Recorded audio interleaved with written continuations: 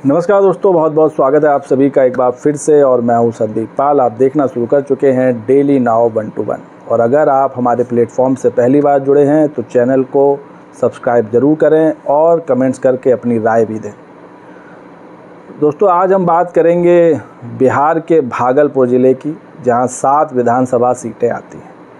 और जो बिहार के तमाम ज़िले हैं वहाँ हमारी टीम ने सर्वे किया है। हमारे जो सहयोगी हैं उन्होंने घूम घूम कर ये भांपा है कि किस ज़िले में किसकी लहर चल रही है और मौजूदा दौर में कौन किस सीट पर हावी होता दिख रहा है और किसके पक्ष में ये सीट जा सकती है। तो जो भागलपुर की सीट पर सर्वे किया गया हमारी टीम की तरफ से, उसमें अभी भी एनडीए की लहर बनी हुई है मौजूदा वक्त में। और भागलपुर में महागठबंधन को काफ़ी चुनौती का सामना करना पड़ सकता है और यहाँ उसको काफ़ी मेहनत करनी पड़ सकती है। क्योंकि आपको बता दें, अगर बात 2020 के विधानसभा चुनाव की करें तो इस ज़िले में 7 सीटें हैं, जिनमें से 2 सीटें छोड़कर 5 सीटें एनडीए के खाते में गई थी, यानी कि बीजेपी और जेडीयू को मिली थी।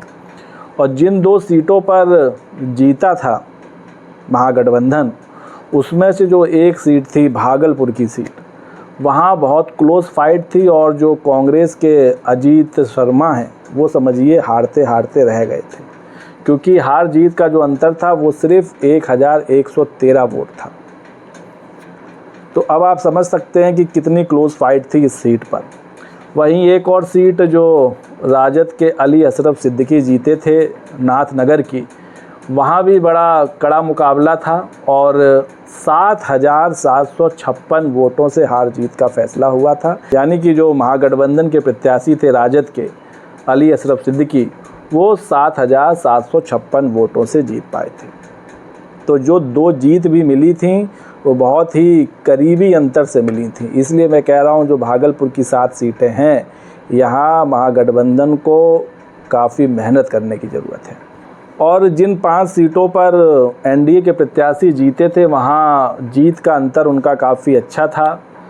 एक जो गोपालपुर की सीट है, वहाँ 24,000 से ज़्यादा वोटों से जीते थे जदयू के प्रत्याशी। जो पीरपैंती की सीट थी, वहाँ से बीजेपी के लल्लन कुमार 27,000 से ज़्यादा वोटों से जीते थे।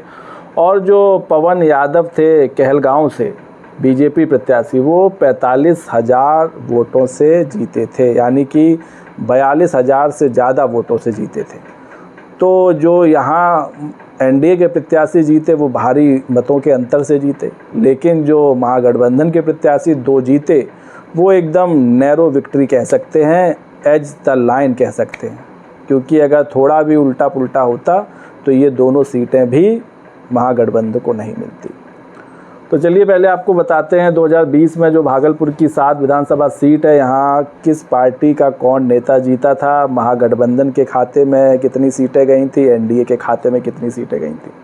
तो जो बिहारपुर की सीट है, यहाँ से बीजेपी के कुमार शैलेंद्र प्रत्याशी थे और इन्होंने आरजेडी के शैलेश कुमार मंडल को मात दी थी और 6,129 वोटों से जीते थे। ये एक क्लोज फाइट थी एनडीए के प्रत्याशी की, जहां 6,000 वोटों के अंतर से जीते थे कुमार शैलेंद्र।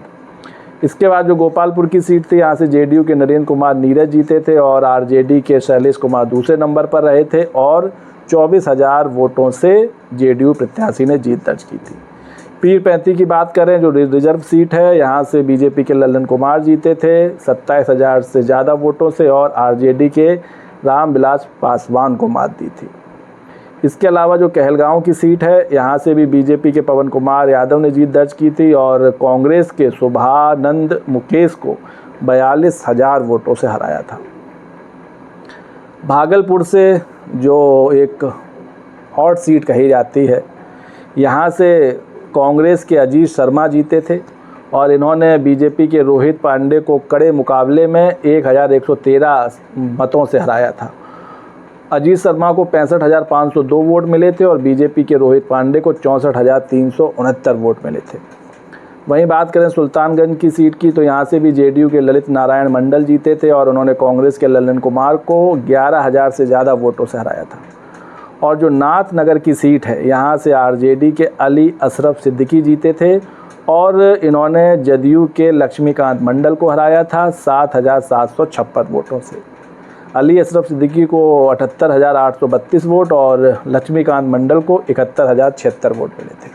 तो ये बीते चुनाव के आंकड़े थे जो मैंने आपको बताए 7 सीटों के, जहां एनडीए भारी पड़ा था महागठबंधन पर। हालांकि इन 7 सीटों में 3 सीटें ऐसी थीं जहां बहुत ही माइन्यूट जीत हार का फासला था। जो एक सीट बीजेपी को मिली थी, बिहपुर की सीट, वहाँ 6,000 वोटों के अंतर से जीते थे और जो भागलपुर के अजीत शर्मा थे वो 1,000 वोटों के अंतर से जीते थे और जो आरजेडी के अली अशरफ थे नाथनगर से वो 7,756 वोटों से जीते थे। तो इन 3 सीटों पर महागठबंधन को लीड लेती इस बार दिख सकती है, क्योंकि जो बिहपुर की सीट है यहाँ भी काफ़ी नैरो मुकाबला था। तो इस बार अगर अच्छा प्रत्याशी उतरता है, महागठबंधन यहाँ जोर लगाती है, तो यहाँ ये सीट महागठबंधन को मिल सकती है। और जो हमारा सर्वे कह रहा है वो ये कि इस बार भागलपुर में जो मुकाबला है वो 50-50 का हो सकता है, यानी कि जो 7 सीटें हैं तो 3 सीटें एनडीए के पास जा सकती हैं और 4 सीटें महागठबंधन के साथ जा सकती हैं। और जो चौथी सीट है वो भागलपुर की ही सीट है जहां अहम मुकाबला होगा, क्योंकि अजीत शर्मा हो सकता है कि इस बार अगर उनको टिकट मिलता है, हालांकि पूरे सूत्र हैं वो यही बता रहे हैं कि उन्हीं को कांग्रेस टिकट देगी और एक बार फिर से ये सीट कांग्रेस को ही मिलने जा रही है और एक बार फिर से नज़दीकी मुकाबला भी इसी सीट पर होने जा रहा है। और एक चीज़ का फ़ायदा इस बार महागठबंधन को मिल सकता है, वो है जिन सीटों पर जदयू जीती थी, जदयू 2 सीटों पर जीती थी, गोपालपुर और सुल्तानगंज, जहां से ललित नारायण मंडल जीते थे और गोपालपुर से नरेंद्र कुमार नीरज जीते थे। यहाँ जो जेडीयू को लेकर एंटी इनकम्बेंसी का फैक्टर चल रहा है, ख़ास तौर से नीतीश कुमार की सेहत को लेकर, उस मुद्दे को यहाँ भुनाया जा सकता है। और अगर एक बार फिर से एनडीए ने ये दोनों सीटें जेडीयू को दी तो ये दोनों सीटें महागठबंधन की झोली में आ सकती हैं, क्योंकि इस बार आप देख ही रहे हैं कि अभी से जो नीतीश कुमार की सेहत है उसको लेकर विपक्ष हमलावर है, महागठबंधन हमलावर है और तेजस्वी यादव उनको रिटायर्ड मुख्यमंत्री तक कह चुके हैं। और उनकी सेहत को लेकर फिर चाहे मीडिया हो या आम लोग हों, सब जगह ये चर्चा आम हो गई है कि अब नीतीश कुमार की सेहत शासन करने वाली नहीं रही है। खैर, जो एनडीए हैं उनका कहना है, जो उनके सहयोगी दल हैं उनका कहना है कि नीतीश कुमार एकदम फिट एंड फाइन है और उन्हें किसी तरह की कोई दिक्कत नहीं है।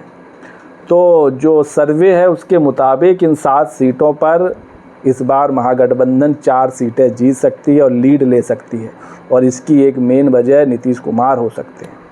तो दोस्तों, यहाँ जो हमारे सर्वे के मुताबिक जो सीटें मिलने की आशंका है या संभावना है वो ये है कि 7 में से 4 सीटें महागठबंधन को और 3 सीटें एनडीए को मिल सकती हैं और उन 3 सीटों पर भी मुकाबला कड़ा होने वाला है। तो दोस्तों, आपका क्या मानना है? अपनी राय ज़रूर बताएं, कमेंट्स करके बताएं और वीडियो पसंद आया हो तो चैनल को लाइक शेयर और सब्सक्राइब करना ना भूलें। तब तक के लिए नमस्कार।